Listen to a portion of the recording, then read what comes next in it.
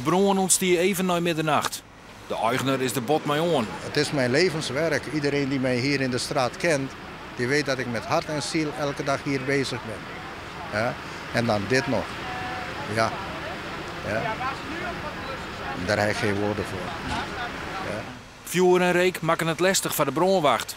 Ze hebben eerst gecontroleerd dat er geen mensen in de gebouwen wienen. Toen dat duidelijk was dat er niemand meer in het pand aanwezig was, ook bij de belendende percelen, ja, toen heeft de brandweer zich eigenlijk terug moeten trekken vanwege de hoge vuurbelasting die erin zat. De rook die kwam er op een gegeven moment ontzettend uit.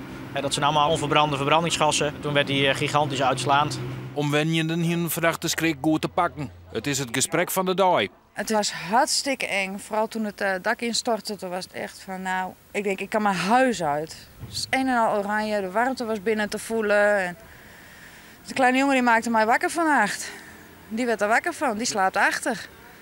Dus ja, het was behoorlijk eng. We hadden een krek op bed. En toen had mijn vrouw, die had alle geruchten. En, ja, en toen lag ik nog op bed. Toen zei de vrouw, nou kom maar even uit, want het is goed om. Want de ruiten waren goed warm. Ja, bij hem in huis? In huis, ja.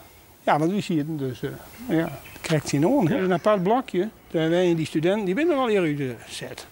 Nou ja, dat weer eigenlijk vlak naast. Het pond zal oprutsen worden en er is ook een soort skeer onder nooislissende gebouwen.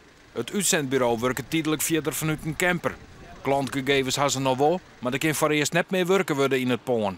Echt ongelooflijk veel water- en rookschade. En wat we zien is dat er wel wat scheuren in de muren zitten, zowel horizontaal als verticaal.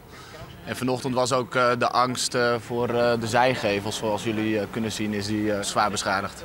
De Art Nouveau gevel zal nou elke dag een mooi oprutsen worden. Verkeer kan er rond die tijd net del.